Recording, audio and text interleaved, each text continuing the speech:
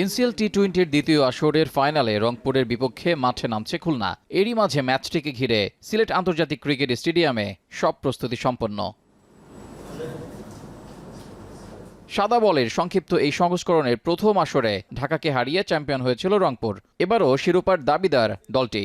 ফাইনালের আগে ক্যাপ্টেন্স মিটে এসে নিজেদের প্রত্যাশার পাশাপাশি বিপক্ষ দলকে সমীহ করেই কথা বললেন খুলনার অধিনায়ক। রংপুর লাস্ট কিছু ম্যাচ খুবই ভালো ক্রিকেট খেলছে, ওরা ডিফেন্ডিং চ্যাম্পিয়ন।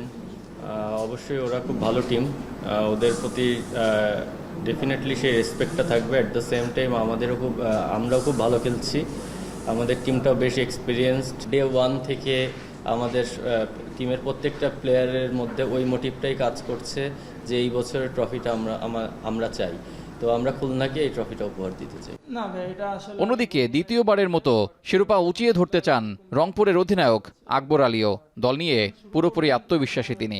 আলটিমেট গোল তো থাকবে যে অবশ্যই চ্যাম্পিয়নশিপের জন্য ফাইট করা, but at the same time আমার মনে হয় যে এটা একটু কঠিনও।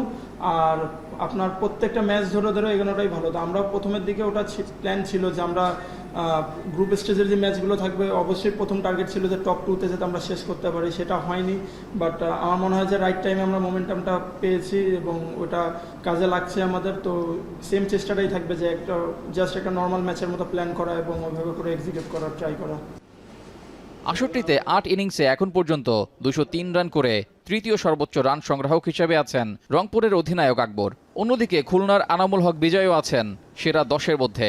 ফাইনালে তাই আলাদা নজর থাকবে এই দুই ব্যাটারের উপরে।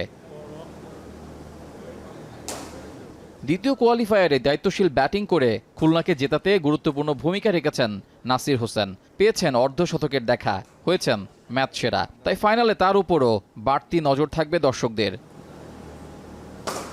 বোলিং ব্যাটিং নৈপুণ্য দেখিয়ে কারা হবেন এবারের আসরের শিরোপাধারী দল, তাই এখন দেখার অপেক্ষা।